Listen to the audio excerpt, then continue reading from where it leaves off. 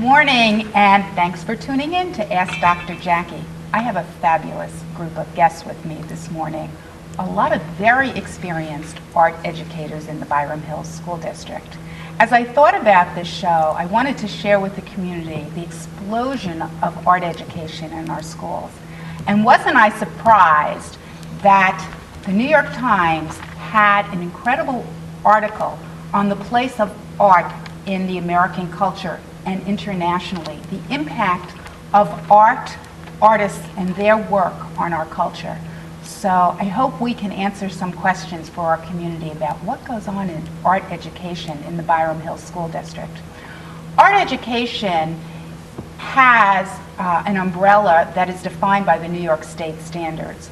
Our teachers talk about creating art, working with materials and resources, critiquing and analyzing art, and also looking at art as part of a cultural influence and the influence of artists on our culture. So it's a very exciting experience for our students, thanks to my guests.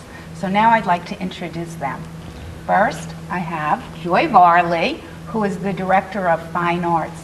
Joy's with the Byram Hills School District for 21 years. We have with us Judy DeJarla from the Coleman Hill School, also a 20-year veteran of Byram Hills. Nicole Minoli from the Wampus School has been an art educator for 5 years.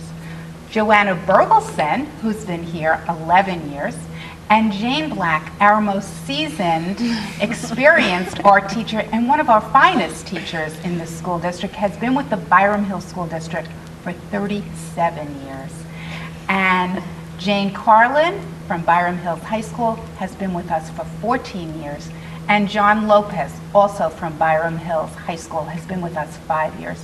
So as you can see, we have a really experienced group of faculty who teach art to our students. So first I want to ask my guests, Joy, I'll start with you. What makes for the explosion of art in our culture?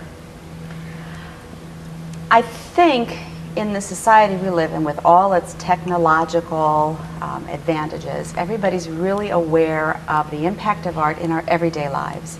From the products we use in our homes, to the clothes we choose to wear, to the homes we live in, to the films we see and television we see, everything has an art direction to it.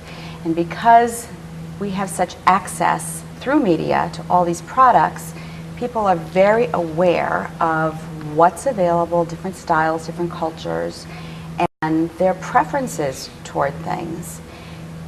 So in schools, where that brings us is the child who enters the classroom with a pretty good knowledge of what they like and what they don't like, of colors, of media.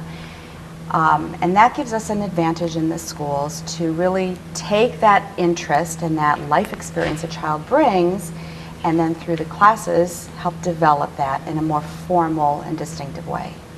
Thanks, Joy. You know, when I have the opportunity to go and visit classrooms or see our art displays, I have to say I am always wowed. I have that wow factor because art education has changed so much over the years. The increase of technology, the uses of different materials, and I have to say I'm particularly proud of our teachers' creative abilities to engage children. So let's ask our teachers, what do you want our parents to know about art education in our schools? Well, just piggybacking on what Joy said, there's an increased interest over the last several years in media literacy. And I think on the one hand, yes, everyone has this increased sensitivity to their likes and dislikes and the choices they get to make in art visual culture. But then there's also, the students need to have heightened awareness of the ways in which the elements of art and principles of art are being used to affect their decision-making processes in advertisements and other media outlets. So that's what we focus on. So when you say the principles of art, what does that mean so our parents and lay people like myself understand? Because sometimes people think art, oh, we're just teaching the children more simple techniques, what are the principles of art that we're trying to teach our children?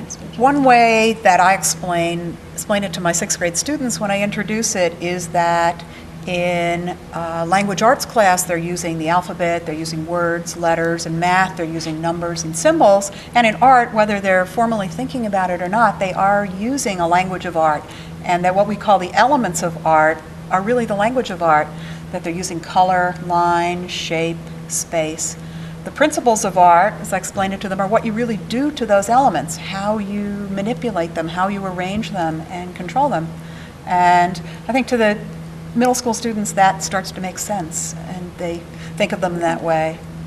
That's so exciting. And being in art classrooms, I can say students are really engaged in the art classroom. I want to ask our elementary guests, so how do you start with very young children? Jane was talking about the principles of art. How do you begin to teach that to children without making it just a fun activity for children?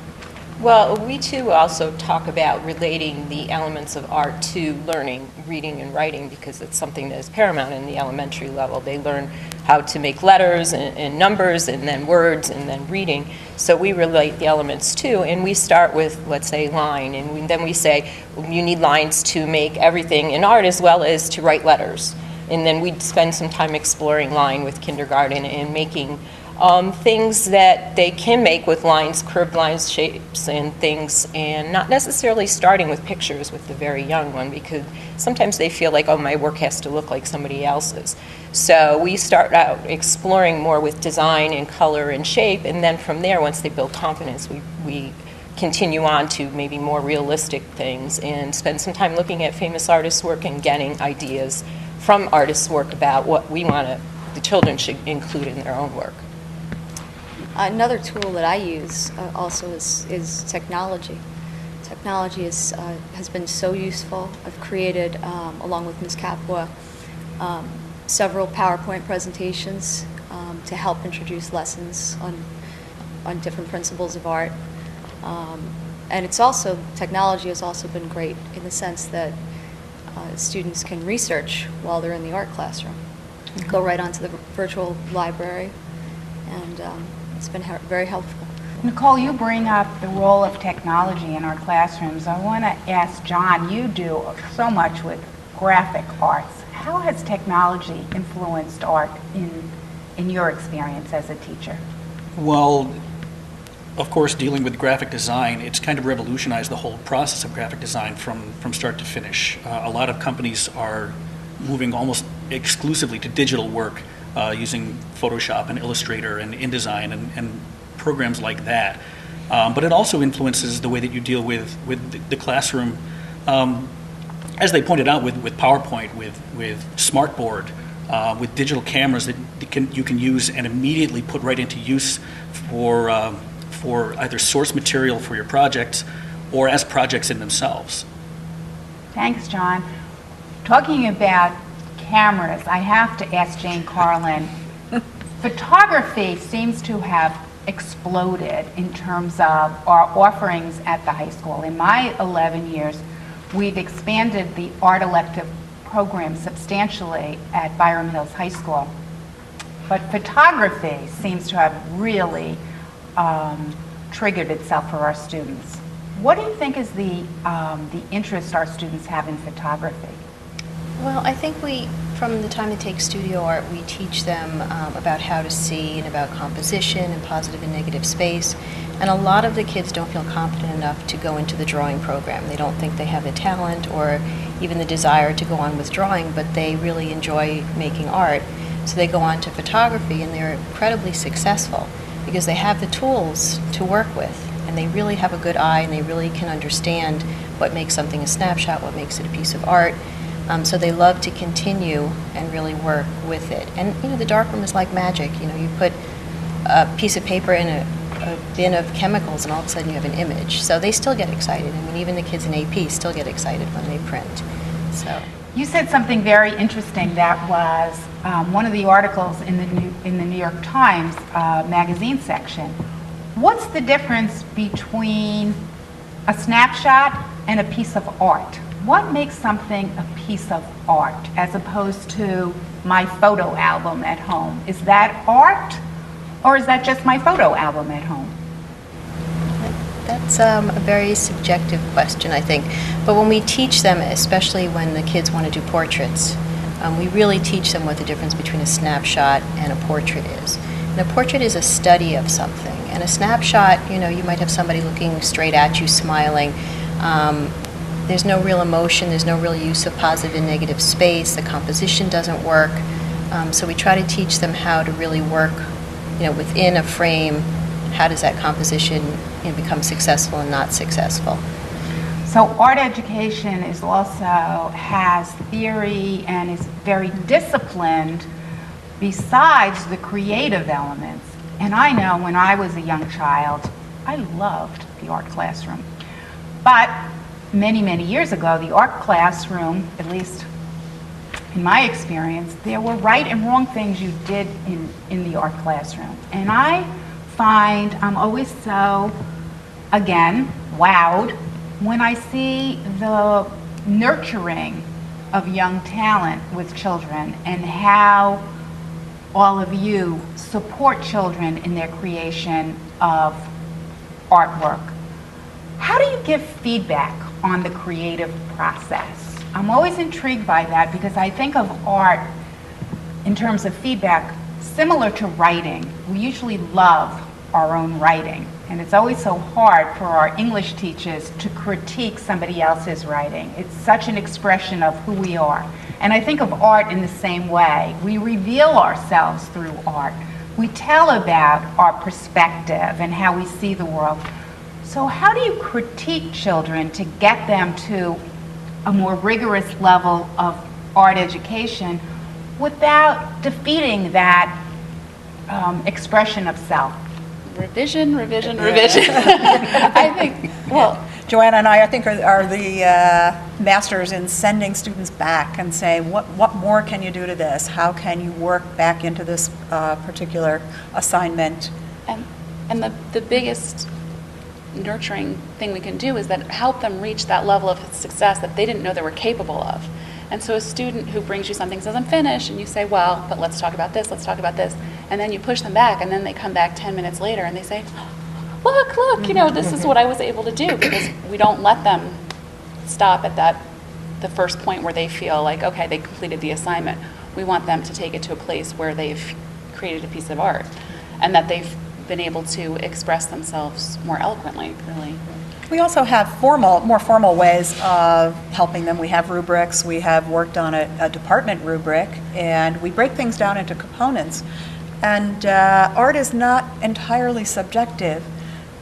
People think of it, well, I like it, therefore, it's something that appeals to me. But we are teaching curriculum, and we might be teaching value or shading or line. And we can help the students look at their artwork in terms of those components that we are teaching in that particular assignment. And also that question that you brought up with Jane about, is it a snapshot, is it a piece of art? We really look at that essential question of what is art and who decides. And, partly it's the artist's intention, partly it's the audience, and partly it's the art historians and critics who can look at art in that continuum. And that's something that I'm sure all of us are always trying to do when you're looking at a particular artist, to say, well, why is this artist famous? Well, what came before them? How did they affect what came after them? And that's really important to point out to them. So, when you get that question, which I'm sure we all get, like, why is this guy famous? He threw paint on a canvas. My 2-year-old cousin could do that. We can help them understand that it falls in a continuum, what the artist's intention was. And then also when we engage them in some of the processes that look super easy, and they get in there and say, wow, to make this into a piece of art is not as easy as I thought it would be. They gain a much greater appreciation. Another component of that is keeping open lines of communication. It's a very risky thing for an artist to create something and then put it out for someone to say, well, what do you think? And if they're too closed to hearing criticisms from other people, they're really not going to grow. So trying to get them to look at each other's artwork, to talk about each other's artwork, to really listen and then be able to step back and look at their own artwork and say, well, maybe I should fix that. That's something that's really, really important, to try to get them to really understand that criticism is not a bad thing. Criticism is a doorway to new ways of looking at things. Absolutely, and finding that internal, I mean, we've been talking about a lot this year, finding that internal locus of control, so using exemplars more and having the students, work with the rubrics so that they can, before they come to us and look for us as, the be-all and end-all of is this done, that they can start to make those decisions themselves and move forward. What we do in the high school is we start in studio with formal critiques on all our projects. But then as they get older and they get into the higher level classes, it's a very open experience. And my kids, for instance, in the AP class, we are constantly putting our work up every day, and everybody critiques. And I always say, you probably are better at it than I am, that your peers can give you better ideas. And they are so open and so used to talking to each other and getting ideas from each other that no one ever feels it's an attack. It just helps them grow. And they really take each other's, suggestions, and they really work back into everything. That's such a marvelous concept that is so hard for adults, for all of us in our work, to put out our ideas and then get critique and feedback. So how do we begin to do that with young children? Hopefully as we get older, sometimes we have a greater sense of ourselves, so we can sustain the voice of others about our expressions. But how do we do that with young children who are so vulnerable to peer criticism or the teacher? What my teacher wants is so important with our youngest learners. Well, with the young ones too, I mean, they are vulnerable, but they do learn so much from each other, and having the opportunity to share their ideas and share their work is a real learning experience from them. They look at each other, they're like, oh wow, isn't that great? And also when they feel like, oh, my friend can do this so much better, we take the time to look at some famous artists' work. For example, if you're doing portraiture, you might do something like show them a Rubens, which is very formal, to a Van Gogh, which is very colorful and structured in a different way, to a Picasso. So they can start to see, well, there isn't any one way to make a portrait. There are hundreds of ways. So my way is what I do and what I like, and my friend can do it in a different way, and we can all do a great job. So I think that those are a couple of ways in which the children gain confidence and see that there is no one right answer. That's the beauty of art. You can have many answers. And, enjoying the opportunity to be creative and express your thoughts about yourself and your art is really important, and sharing it with the class. That's what I also find it amazing, that I give them all the same assignment with the same objectives, and they're doing the same process. They come out with a completely different product. And, each showing their own unique individual creative style. At the end of many projects, I do an art critique. And I start out, I think on their level, it's important to be really positive. So I have them display their work at the end of some lessons, and we talk in a positive way. I give them sentence starters to help them along and be specific about exactly what it is that they're talking about.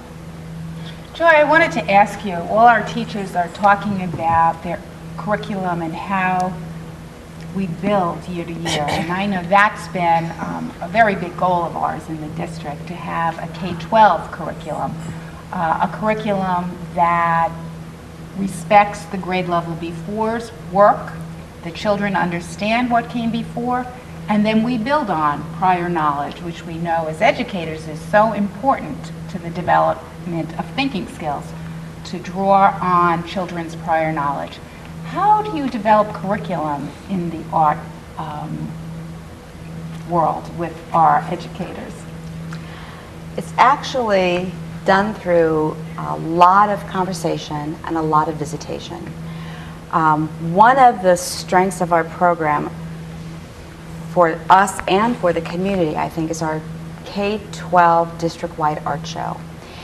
And that art show is so special and unique because it features the work of kindergarten students through second-year AP students. And for anyone in the community who's had the chance to see that art show, the thing that's most impressive is you can see the continuum right there as you walk through the show. it's very clear that students learn the most critical and important skills, and you can see their voice of confidence in their work as kindergarten students, all the way up through the incredibly individualized work our most accomplished AP students produce. That really reflects the conversations that the teachers have. Our faculty meets every month in a formal department meeting, but informally, the art faculty is in contact with one another all the time. We have a departmental rubric that we've used now for a year in the secondary level, and now we're including our elementary schools in that really prioritizes the things that are important for students at every level to be aware of. And that conversation that the teachers have with one another is something they bring back into their classroom. It's a way that students get a good sense of unified language. It's a way that students understand the primary concepts that are included in every kind of art, no matter the medium, no matter the level. It doesn't make any difference. And that allows students to be able to talk to one another and talk to their teachers and process the comments that they hear and synthesize their thinking in their work. I would also add to that the district's emphasis on professional development, that in addition to those monthly department meetings that I know the middle school and high school art department have worked together with Nancy Letts on curriculum, and we have really had wonderful conversations in those sessions where we could spend a full day talking about curriculum. And another area where we've been able to work is Facing History, where many of the 6th through 12th grade art teachers have again worked and had real discussions. And that contributes to the growth of curriculum and understanding throughout the department. Thanks, Jane, for mentioning that. I think I'm just so proud of the work we do in supporting our teachers.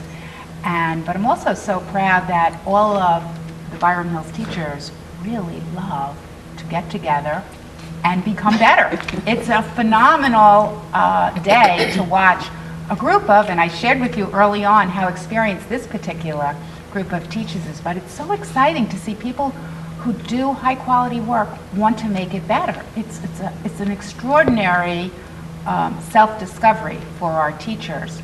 Talking about Facing History in Ourselves, which is one of our fantastic programs in the district, in trying to engage our students in thinking about the difference that each one of us make every day in the lives of each other, our community, our nation, and our world.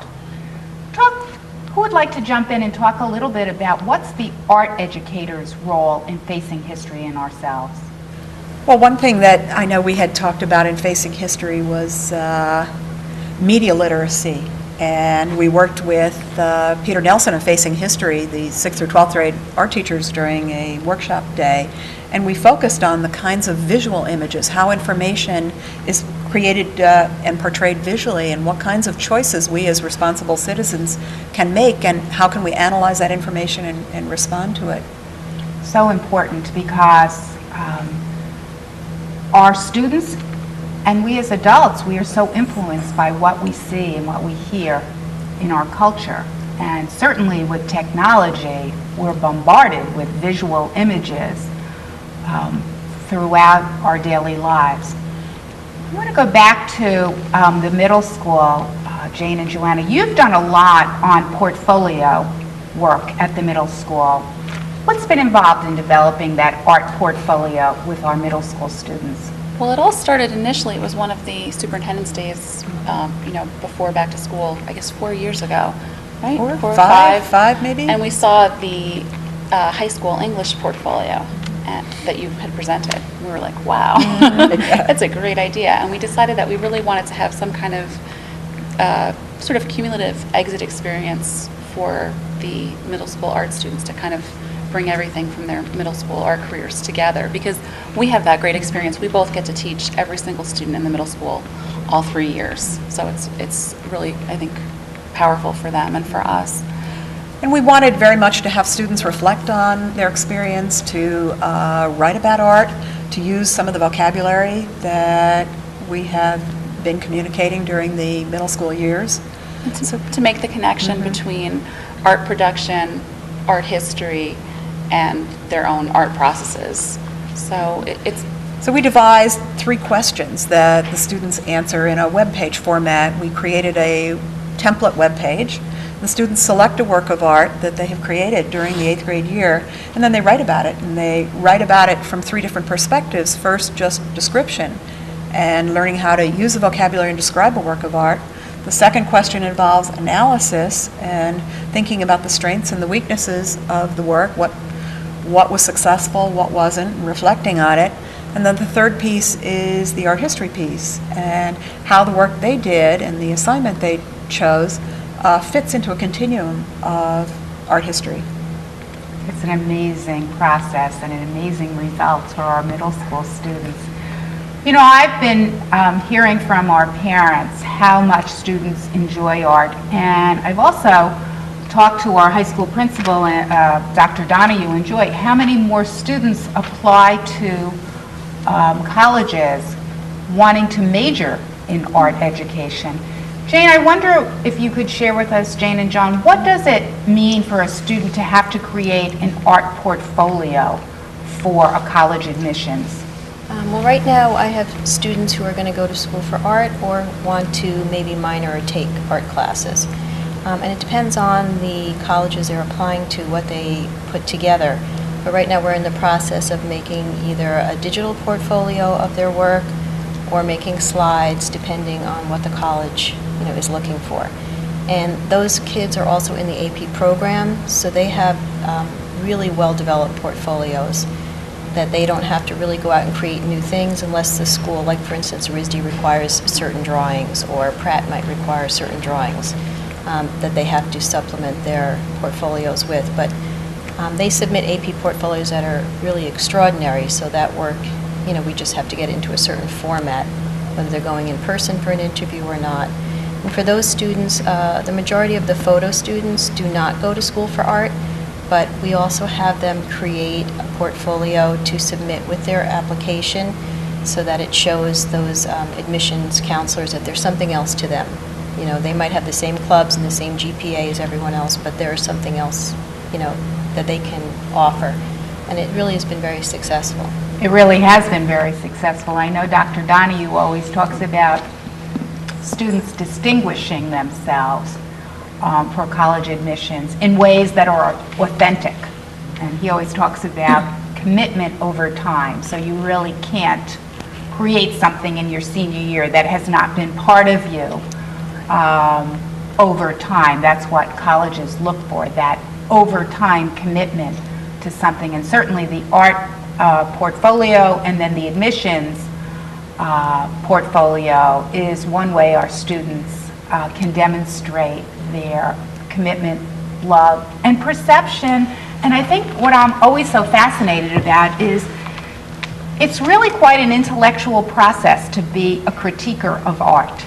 I'm always fascinated when I hear students at our art shows critique. I'll very often ask a student, for me as a layperson, well, tell me why this piece of art. Why did you select that? Or what should I be noticing in this piece of art? And again, it's that wow factor. I'm so impressed with how the students can speak about their intellect and what they wanted the audience to perceive. So it's just marvelous. One thing we do from studio on is teach them the 4 steps of criticism, and they analyze artwork, and then we take them to the city to go on trips. And we always say to them, it's perfectly okay not to like something as long as you can tell us why intelligently. Right. So we really pursue that so that they really know what they're looking at and what they like and what they don't like. That's such a good word you said, to know why you don't like it intelligently, because I know sometimes I go to certain museums in the city and you just get a reaction, and I'm really not sure why I don't like it, but I know it does. And then other works of art, I remember when I was in Europe and saw certain artwork that I had never seen before, the same, wow, I love this, but to be able to articulate it wasn't in my vocabulary the way it is for, well, all of you for sure, but in what I hear our students' voices saying. John, Talking about our art shows, our K-12, the amount of work that we display for our art shows, how much time does that take our students? Is that months of preparation to do those art shows? Well, for the AP it is, For the AP, because they have their individual shows, and it's part of their third quarter grade. They have to create invitations, they have to figure out how to hang. You know, it's very important what hangs next to, you know, what, and they have to learn that whole, how to curate a show. And They create little spaces. It's not Yeah. just what's hung. A lot Right. of them, it's more of almost like an installation.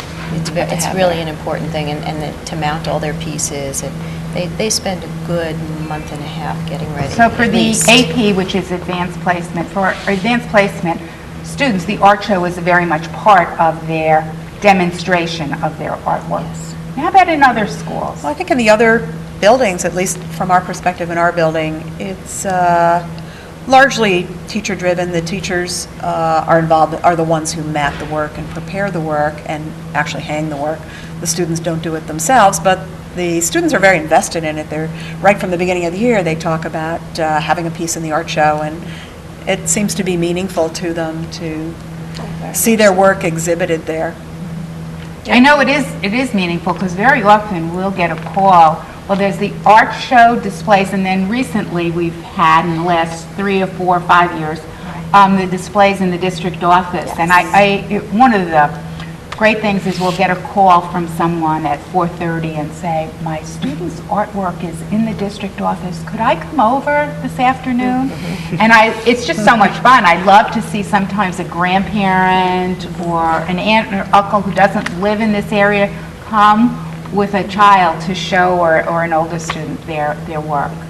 So for the elementaries, is the art show, the exhibition of art, exciting for our students, or is that difficult process over time? It's very exciting for them. Most of the work that we do in Coman Hill is done over time as well. We don't start a project in one class and finish it. Generally, we work overtime so that they understand that good work takes time, and you need to invest the time in it to produce something that is of quality.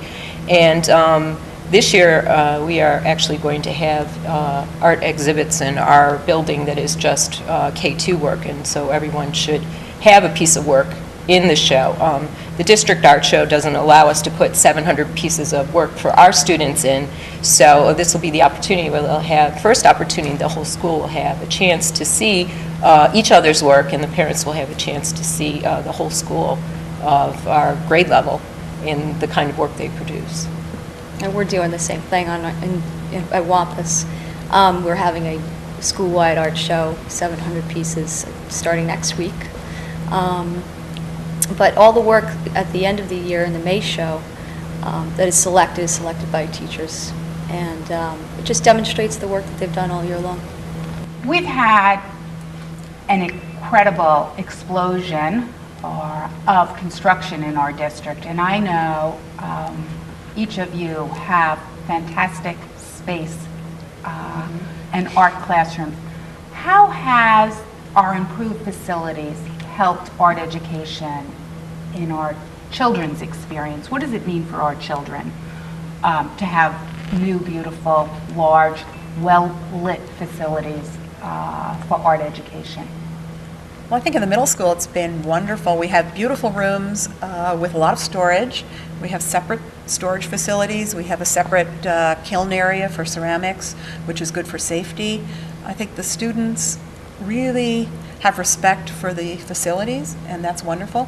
We also have direct access to the outdoors, and we have a beautiful courtyard, and that has prompted Joanna and me to design a sculpture garden project that Which we got a Barham Hills Education Foundation grant for that we started working on this year that we're very excited about.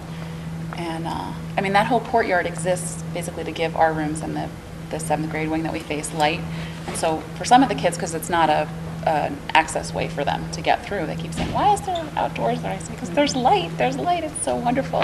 And now we are actually going to be creating sculptures that are communal, that actually incorporate character education. We're very proud of our project. Yeah. But then we're going to be using it in the future as a starting off point for a new 8th grade project that students will be participating in. So, and that that idea came to us because we had this space. So So we're you were just thrilled. inspired by yes. this Oh, space. absolutely. That's But I think great. that, I mean, the light, they're gorgeous. Yeah, and it makes you feel good. I think it makes kids feel good to be in such a wonderful space.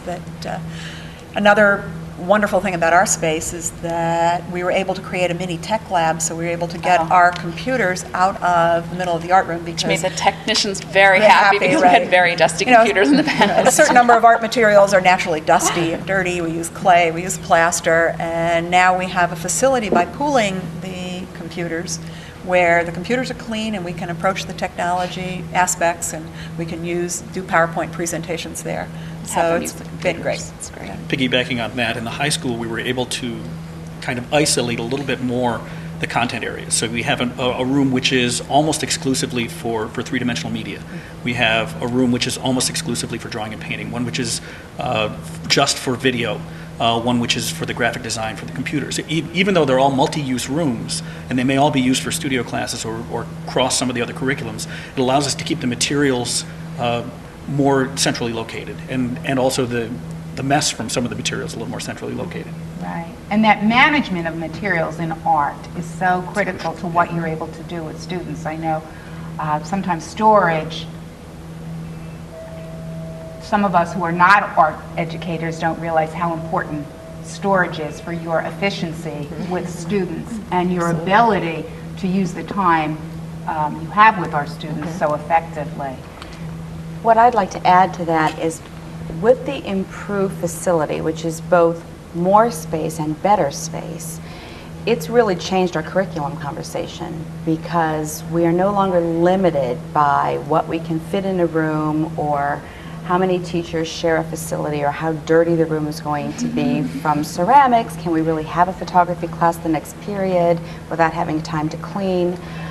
It's changed our conversation so that now when the teachers are planning their curriculum, they can plan what's best for students and not what's possible in a room. And it's really let our curriculum, as Jane and Joanna were just describing, grow just immensely. I love that. What's best for students? You know, your passion for art education is so obvious, and your enjoyment with the children. What is it that you would like our students to leave Byram Hills from their K-12 art experience? What is it that you want for our students to be their lifelong learning principles regarding art education? Well, I think we don't expect every student who graduates to become a practicing artist. That's not certainly going to happen, although many people in the New York area are involved in the arts. But we certainly hope, I think, that every student will have the tools to look at art, to observe art, and to look at how much information is presented visually in our culture today. So I think that that's really important, that they can understand and appreciate and enjoy what they see. And hopefully, at some point in their lives, they will enjoy making art as well. I also think it's really important that the arts teach that there are many answers to a question, that you can all explore many options to make art, and that they can answer the question or look at the world more creatively. There's no one right answer to solving a problem. And the arts is one of the few places where there are many answers, and they're all wonderful and they're all different, because these are the people who are going to be solving the problems of the future, are the people who think creatively. And the arts is one of the few areas in which children have the opportunity to explore the creative answers. As they pointed out, art is not just about a product. Art is about a process. And if you can instill in a student that there is, as she pointed out, a lot of different answers to any question, there are different ways of interpreting things and of appreciating things, whether you like them or not, whether you can draw well or not. Drawing is a skill, it's not really a talent. The talent is how you choose to see the world and try to expose other people to that. That's your own personal vision. Whether you can draw well or not, you can still appreciate that. You can appreciate how other people see things and how people create and how they try to express the way that they see the world. Yeah, one of the things I teach my 7th graders when we start looking at contour line drawing is your capacity for observation is limitless. I have them write it in their sketchbooks. And I think that's really what I'd like them to leave the district feeling and knowing about themselves. And finally, our students of art are also students of science and students of history and students of math. Every subject that exists in the world is associated with art. It is presented from one person's thinking to another person's thinking to a group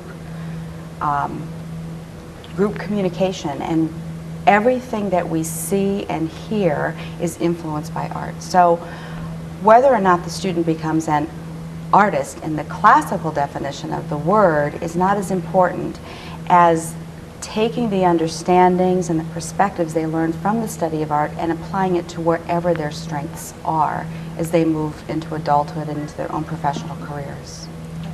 Thanks, Joy, for that. Well, it certainly makes me reflect on the mission of the Byram Hills School District, which is to prepare our students for their next steps after Byram Hills. And what I am just taking away from this segment is the thinking and the analysis that goes into art education. And so I thank you all for being here this morning, and keep watching CTV 20.